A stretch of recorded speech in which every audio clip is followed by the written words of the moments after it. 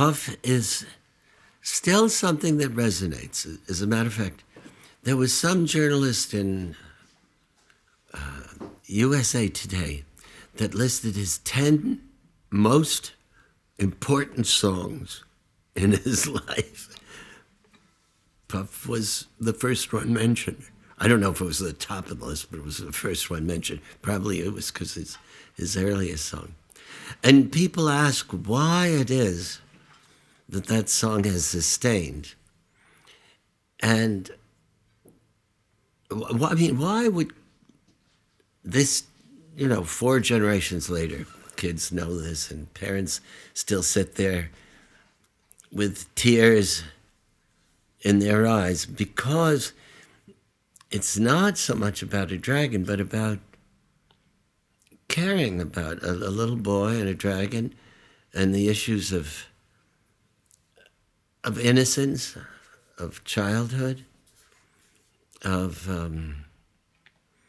having a world in which there is so much that's wonderful in life, unfettered by the kinds of challenges that we face in the real world today. And also it's about our mortality and the issues of abandonment. So inherent in this very simple song are a lot of resonant issues. And it's wonderful to see that there's that intergenerational circumstance where everybody comes together with a sense of something that's still valuable in our own time. Now, there's another song that takes us in a very different direction. In today's world, we don't have the same place in the musical, commercial world of songs of conscience. If I were to ask you, who has written the Blowin' in the Wind of the last 20 years? Or If I Had a Hammer, it was written in the 50s, maybe even the 40s, by Lee Hayes and Pete Seeger, that really encapsulates the passion of our desire to create a world of greater fairness. You would be hard put to speak of a song where everybody knows it and everybody sings it, as people certainly in the 60s and 70s, and less so now, but Blowin' in the Wind still is. It's extraordinary. But, music has become a business in the sense that it was not a business when the music business was run by people who adored music and who wanted to nurture the careers of cutting-edge artists that would have careers and people would really want to see in ways that were not simply about entertainment or titillation, but about conveying a message of what deeply resonated, what life was all about. People like Bob Dylan or Bruce Springsteen, and there are many, but those songs are still being written, although they're not top of the charts. And this is a song that is very useful if you're going to go to an anti-fracking march. A song, Occupy Wall Street, or down with Tim DeChristopher, Bitter 70, down there in Salt Lake City. It was sung up there in Madison, Wisconsin. I sang it to 100,000 people in the snow, because of the the turning away from the idea that collective bargaining is the instrument whereby people who would be otherwise disenfranchised, who are workers, do acquire the power to say, we can negotiate with some degree of equity. You take away the power for collective bargaining. You eradicate the very instrument that created America's strength after World War II. And Scott Walker was successful in eliminating that to a certain degree. And so these issues are all around us, as well as Black Lives Matter as an issue, or the reappearance of racism in our country. And the powerful reality that it is not just something that's driven by hatred and ignorance, but also by commercial interests, by the privatized jail lobby, which is huge. And you get this terrible reiteration of the remnants of slavery. And you see the existence of guns, of not just guns. You see the existence of guns that can, when used by Adam Lanza in Newtown, and I spent a year working with them to create a concert of gathering together of the spirit, not making money, where the town came together, and Francine Wheeler, who lost her 6-year-old son, Ben, so she was a singer from the Flagpole Cafe in Newtown, with whom I had sung before. She gathered the courage to sing herself in a concert that I had organized so that people could weep together and commit to a vision whereby the town would not be remembered for the bloodshed, but remembered as the place where transformation, from which it emanated or began, transformation so that these kinds of horrible tragedies would not recur. Well, this is a song that belongs in this era. It belongs in the world of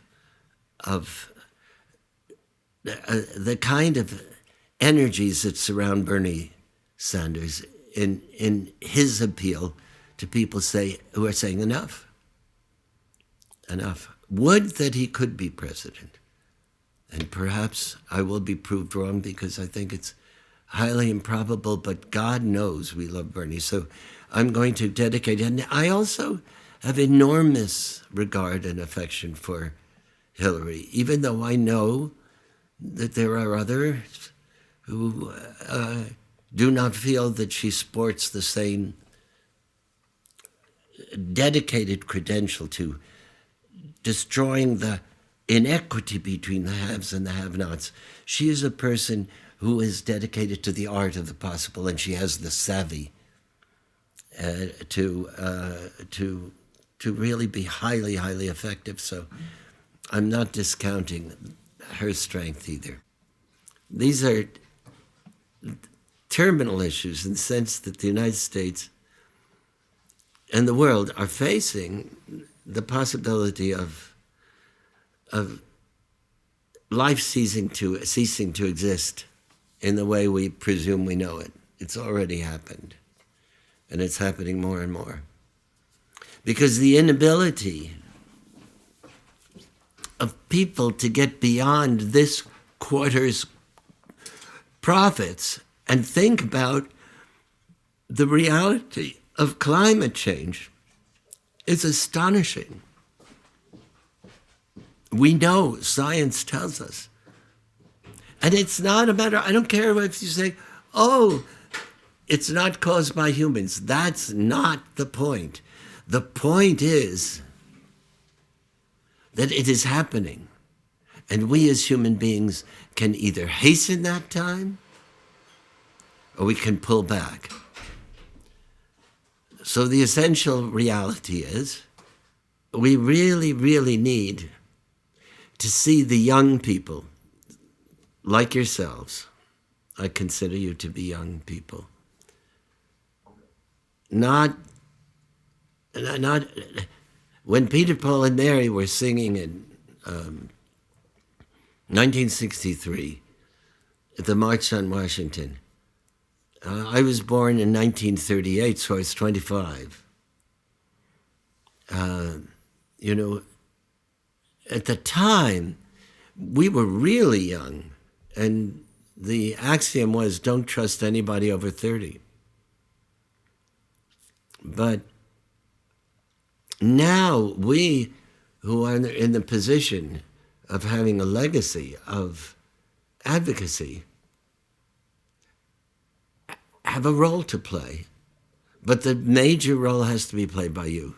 And I'm talking to all of you in the studio. And you're using the media in the sense that we use music. Because music has been commodified to such a great degree that you're not going to be getting these messages. Bob Dylan wouldn't do too well on American Idol, right? So, where are we? We're at a place where, through the medium of the net, of film, of documentary, things are beginning to coalesce, I believe. So the voice of those who are saying, we must deal with these challenges. There's a book out, and I wish I remembered the name, but I've blocked it, that makes a very strong case that the rise of ISIS is a direct result of the huge disparity between the haves and the have-nots. It's obvious that that's part of it. If people have something to live for, they're far less likely to be extremists or to be subject to being mobilized by people who would use them to become part of that devastating and frightening perspective of radical religious points of view. Look, so I'm appealing to you as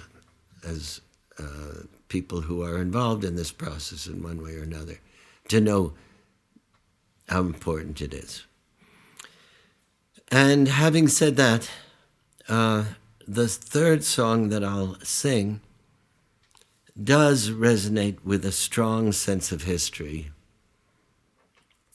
It's a song that I recently sang at the 50th anniversary of the Selma Montgomery March. I was the only performer who was there who was also there at the first march. And the only speaker who was there who had spoken at the first Selma Montgomery March was John Lewis. And John Lewis said from the stage, the civil rights movement without music would have been a bird without wings. And this gathering was it was put together by Harry Belafonte, who actually gathered the performers for the 1963 March on Washington, and then again for the Selma Montgomery March. And the people who were there for the Selma Montgomery March included Leonard Bernstein, Nina Simone, Dick Gregory, Tony Perkins, Peter, Paul, Mary, Harry Belafonte, Shelley Winters. Some of these names you will not know. But it was like a war zone. And we knew that when we left, the people who had suffered would be doubly pursued. It came the year after 1964 when Goodman, Cheney, and Schwerner were killed. 3 civil rights workers in Mississippi. And Peter, Paul, and Mary had sung at the laying of the tombstone for Andrew Goodman. So when I went there, I was horrified because the spirit on the stage, it was clear that the performers who were there, it was a 3-hour concert, almost all of them were African American.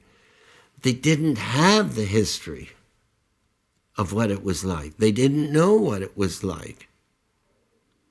When you went down there, then you didn't know if you were going to live or die. But we were young and we just had that absolute determination. And I explained that the night before we went to Montgomery, the last stop, in St. Jude, there was a performance by those of us that I just mentioned. But they didn't have a stage, so the stage was made of coffins that were put together by a local undertaker with planks above it. The sound system was sent on to New Orleans. We assumed that there might have been some dirty dealings that had made that happen, but we didn't know. The lights were Jeeps, lights from Jeeps from the National Guard, and the speakers were just little tin horns. And in the field there were thousands of the poorest people I'd ever seen. And when we sang Blowin' in the Wind, which is the song that we later sang in Montgomery, it had the character that was different from 1963. This was reflective of the weariness of the people that surrounded us. People were dying. You go to the Rosa Parks Museum, you will see the names of so many people who died,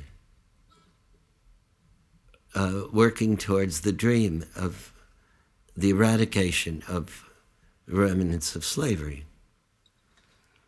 So I was put together with Arrested Development, which is a group from the 90s, to sing together, sing rock, Blowin' in the Wind. And what I did was when we were backstage, I explained to them about what was happening. I gave them a vision of that. And they were sitting there, with their crazy color hair and their, but they were just wonderful sweethearts. And when they heard all that, they understood. They were wonderful singers. We went out and together we did Blowin' in the Wind. And that's what I will sing at the winery. I sing virtually at every concert that I do. And the words that are most resonant with the civil rights movement say, how many years can some people exist before they're allowed to be free? But before I sang it with them, I told the audience essentially what I've just told you and more. And the audience was absolutely quiet, about 30,000 people. And when I sang it, I asked them to sing the chorus. And it was not done diffidently, shyly.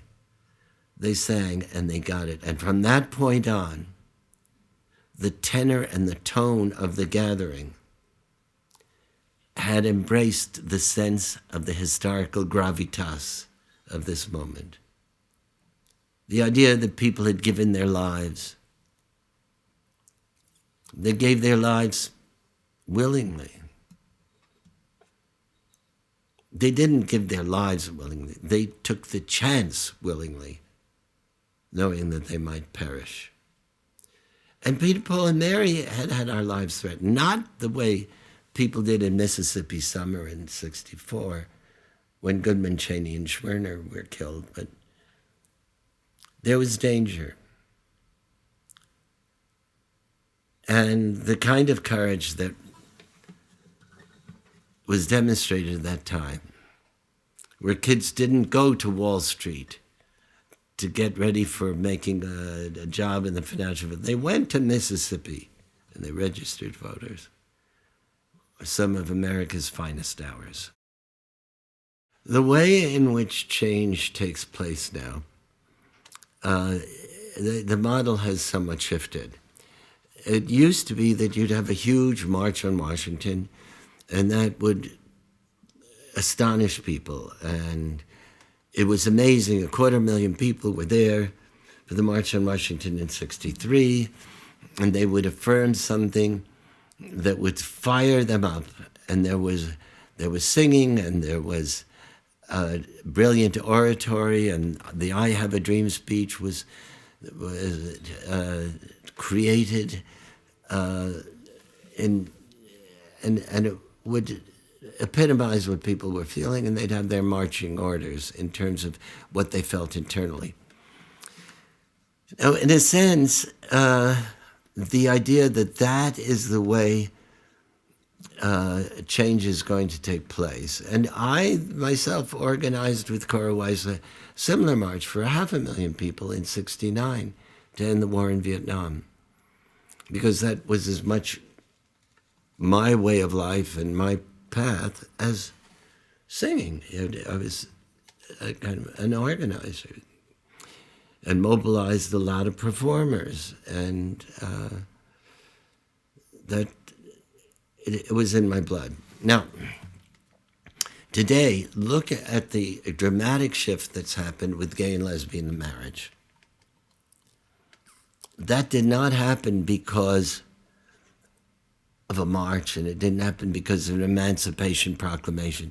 It happened because people lived that way in what I call little pools of peace, just in situations where society itself walked the walk of their convictions, with the whole idea of saying, live the way you dream the world should be.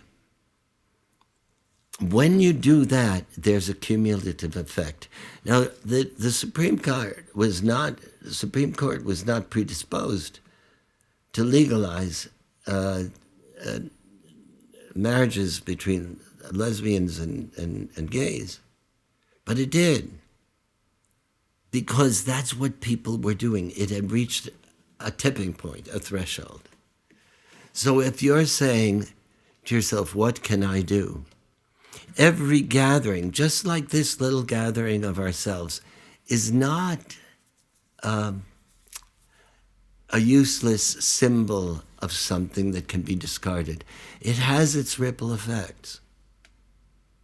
And we have to take that very seriously, and then know that in a circumstance when you're a parent and your child is being bullied in school, and the school is not doing anything about it, and you know that your child could be suicidal, you go in there and you walk the walk.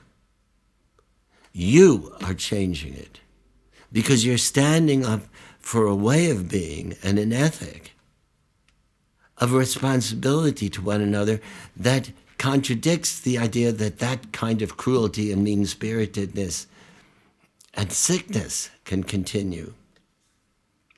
When you're not functioning in the name of the kind of hatred that is being spewed by the statements of Donald Trump, you're making an important contribution.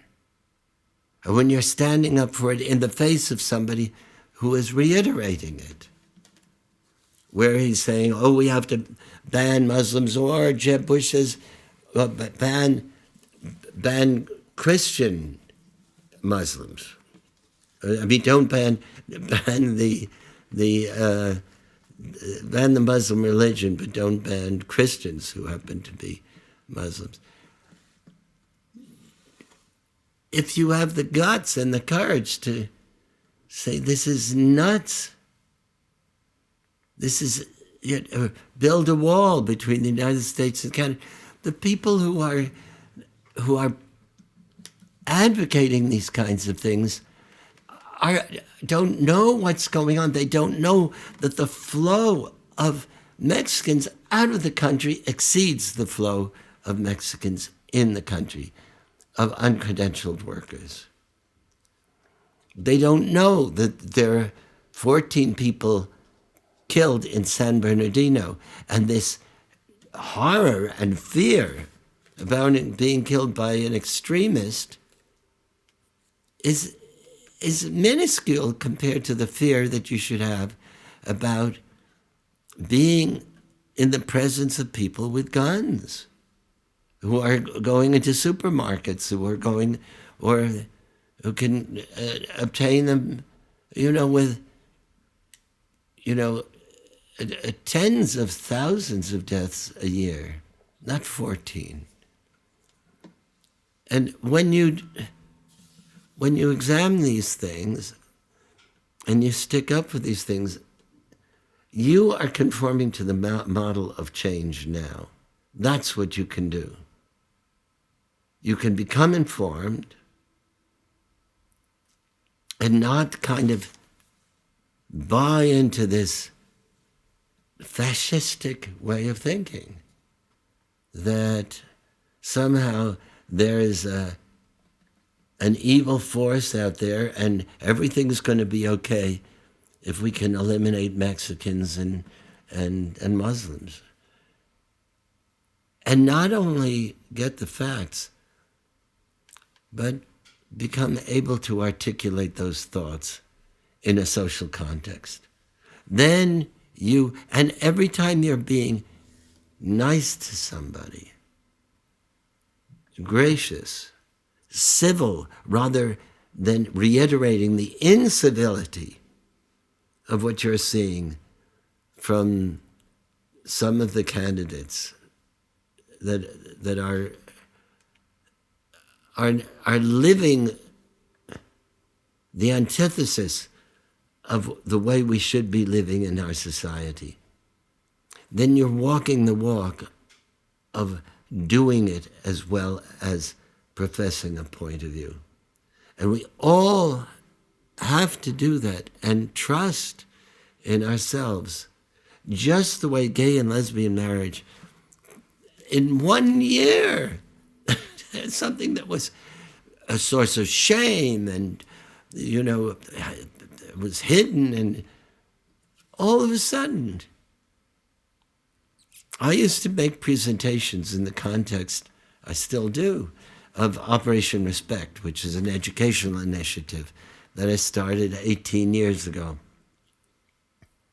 In that context, I would sing this song like this. It says, I'm black, I'm white, and I am brown. I'm Jewish, I'm Christian, I'm Muslim, I'm Buddhist. I was born in Sarajevo. I was born in Kosovo. I was born in Northern Ireland. I was born in Africa. I'm Hutu. I'm Tutsi. I'm gay. I'm lesbian. I'd sing it for a bunch of fourth graders, and tittering and embarrassment. And it said, gay. He said, nothing now. Not in 1 year. Eradicated. Tammy Baldwin's in the Senate, openly gay. Jared Polis declared that he was opening lesbian. Jared Polis. Look at that change. Don't just look at what has not happened. Be proud of what has happened and be assured that if we do gather our spirit together, would that we could have a music that would be resonating in all our hearts, because everybody knows this song about that issue, but there are other ways. And you will be on the side of creating a more equitable and fair world. And it's not insignificant. In fact, it is the most significant thing that has happened to make that change. And that is the way the forces that are thinking about creating an equitable society where we don't have this profusion of billionaires and the middle class and the working poor and the poor stay static. Well, the 1%, which was articulated in the Occupy Wall Street effort, was made clear. We have a grossly inequitable economic system. When Peter, Paul, and Mary was first successful, and we had the #1, 3, and 6 album, after they were on the charts for 2 years in the top 10. We paid 90% on the last dollars we earned. As Bernie said, he said, I'm not going back to that place. I mean, it's crazy.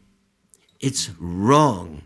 And it sows the seeds of the worst of us that comes out. Not to have dignity and equity as a basic, fundamental premise, and selfishness and greed rule the roost. And materialism preempt the whole idea that what's valuable about us is our hearts and souls, our spirit, our love for each other, our caring, our generosity, our humanity. Success is not a big gold medallion, solid $24 carat gold that lets you go into Las Vegas and say, oh, what a powerful, wonderful person. That's just fabrication. That's just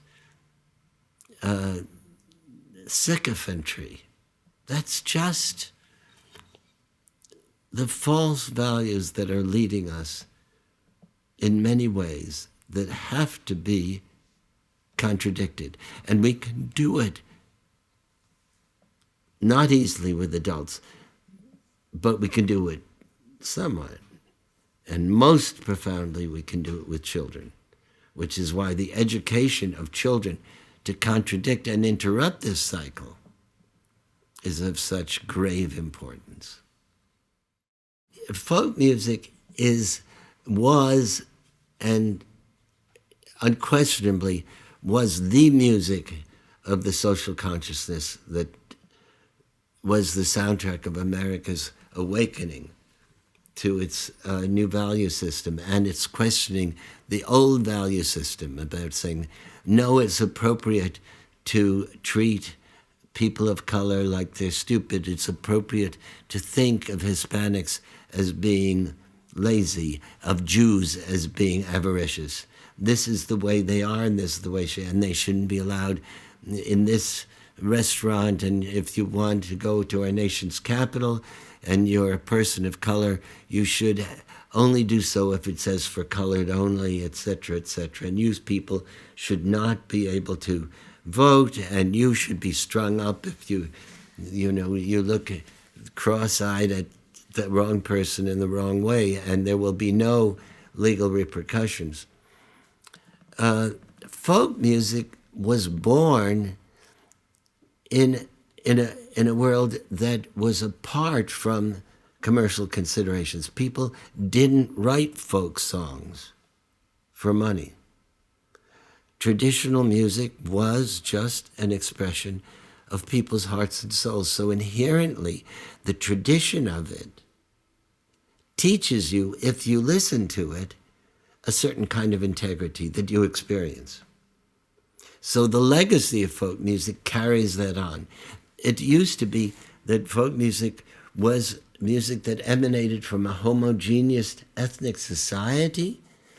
The songs written to celebrate what people were caring about and feeling and hoping and dreaming and celebrating the important events, whether it was Southern Mountain Murder or a marriage or unrequited love. Those songs they teach you history, but they teach you the history of something authentic and sincere. So the legacy that emerged from it, with a song like, you have, here's an example. You have this song. I don't want, oh no, here it is. All right, here it is. Well, I was born in East Virginia, North Carolina, I did go, and there I met the fairest maiden, her name and age I do not know. I'd rather be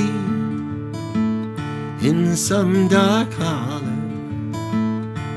where the sun would never shine than for you to be another man's darling and to know you'd never be mine. Same melody, but this is not yearning for unrequited love. I don't want your millions, mister, and I don't want your diamond rings. All I want is the right to live, mister. Give to me my job again. See, one is a love song. It's a Southern Mountain ballad, and from the, who knows, the 1800s. The other is a Union song from 40s or whatever. And yet one emerges from the other so that there's a similarity and there's integrity in it. And you feel that. It's not something that you can identify with surety, but you take a song like, Where Will the Flowers Gone by Pete Seeger, and you know,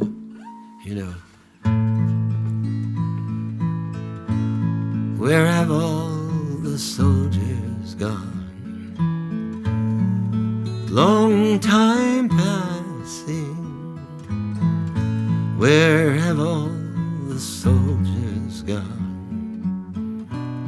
Long time ago,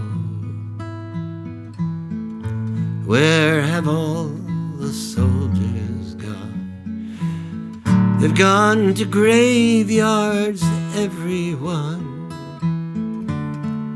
When will they ever learn? When will they ever learn? And you say, is this written for money?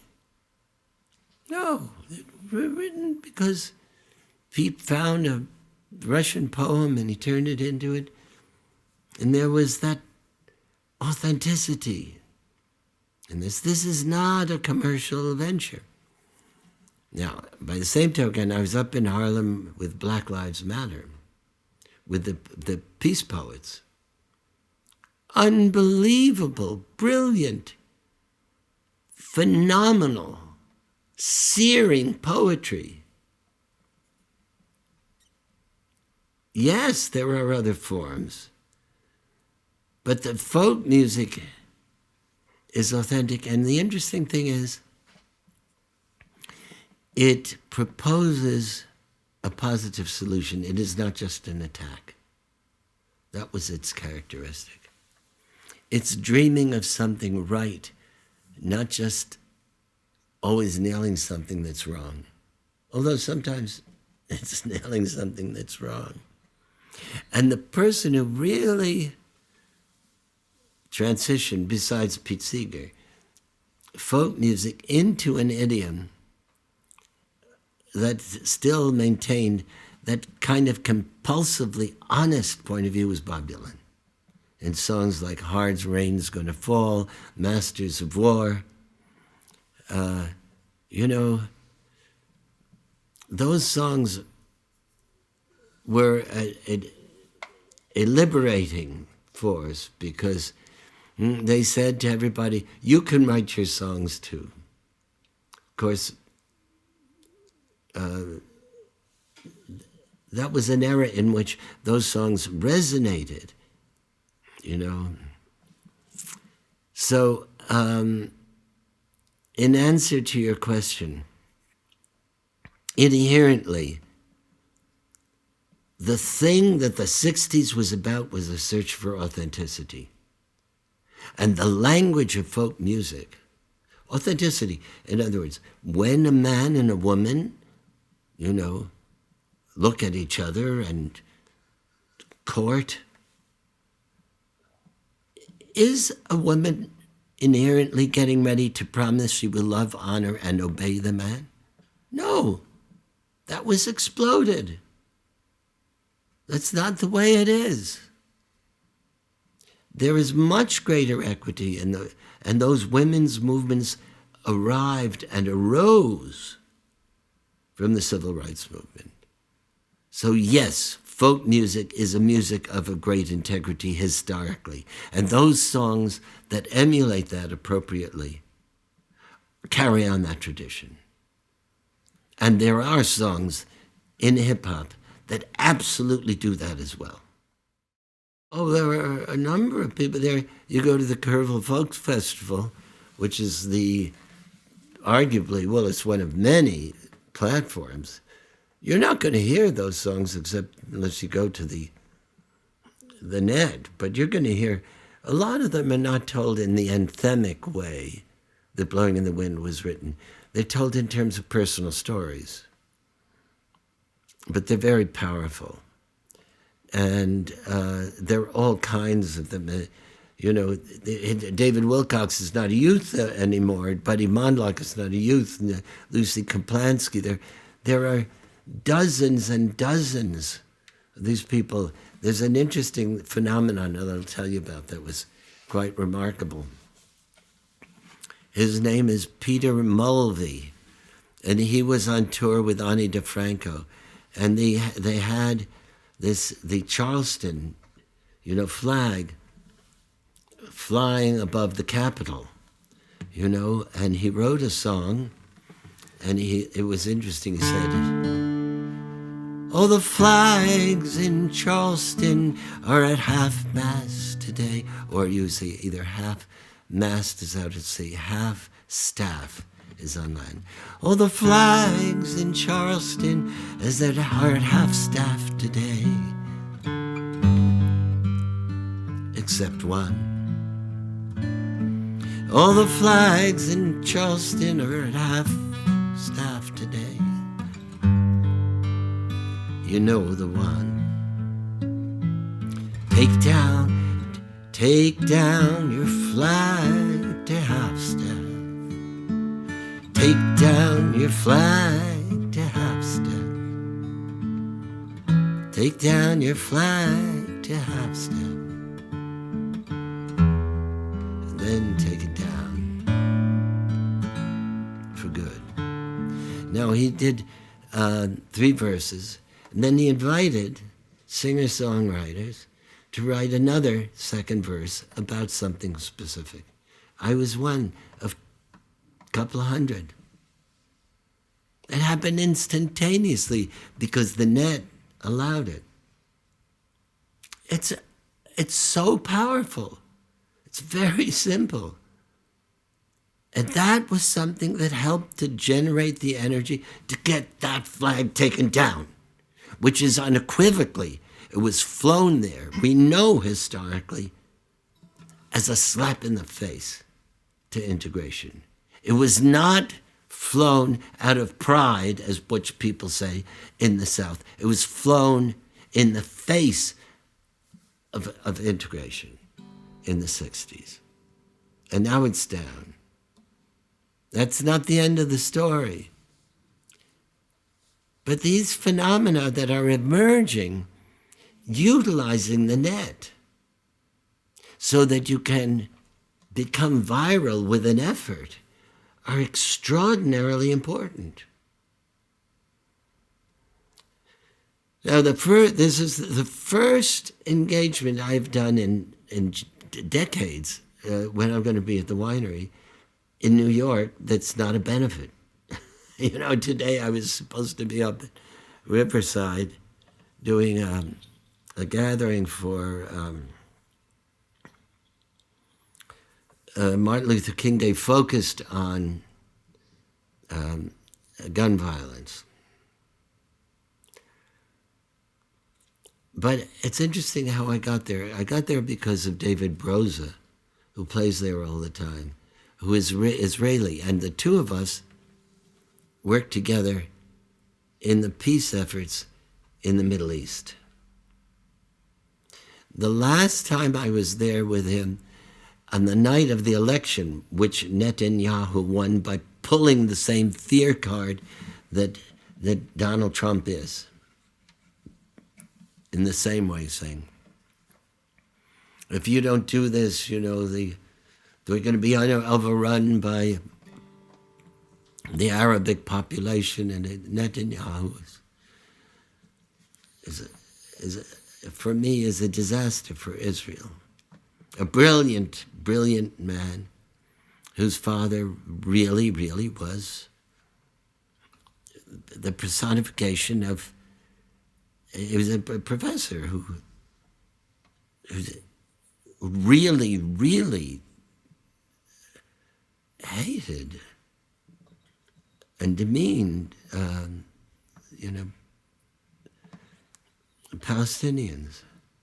And Netanyahu has that. And Israel is not served by Netanyahu's presidency, say I. Many people who are Jews, like myself, think I'm a self-hating Jew because I feel that way. And many people thought because I felt that way about Bush, that I'm, anti-American. I'm not. I want Israel to survive as a great progenitor of fairness, of equity. In any event, the night of the election, we went to a place in Hebron where those 3 young men were abducted and killed.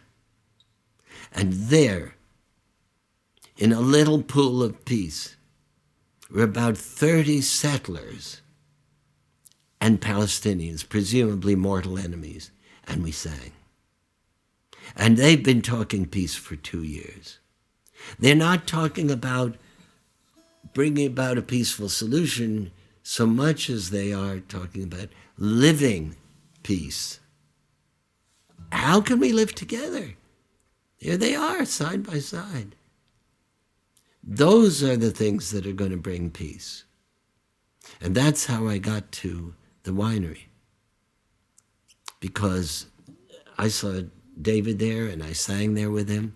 David Broza, he's brilliant. He's made a film called East Jerusalem, West Jerusalem, that is the apotheosis of saying, in the midst of all the craziness, look what can happen with, he made it in East Jerusalem with Israeli and Palestinian artists, some of whom came from the refugee camp there, with extraordinary stories. Look it up, East Jerusalem, West Jerusalem. It's an absolutely amazing. There are lots of people. My daughter created the Unity Concert for the return of the Black Hills to the Great Sioux Nation, our First Nations.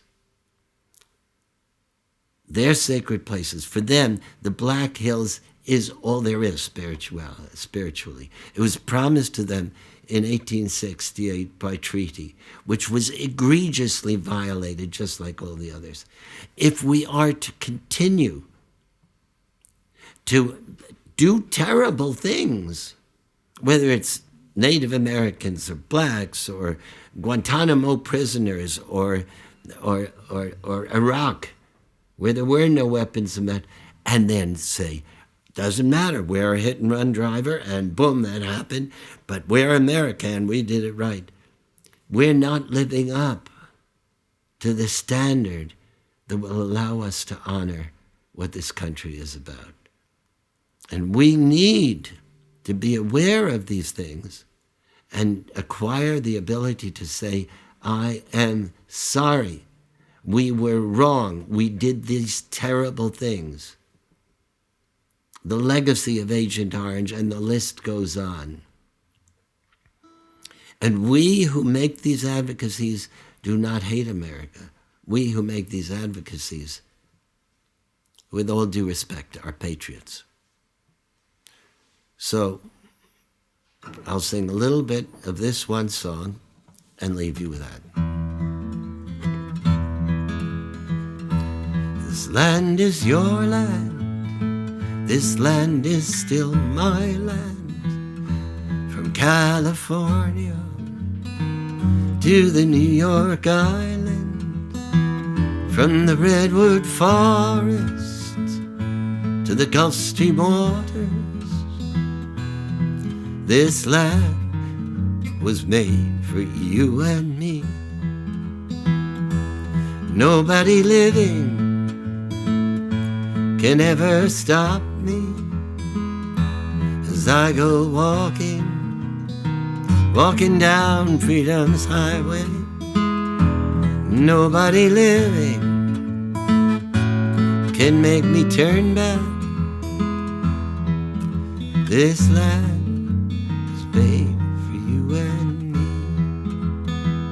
This land is still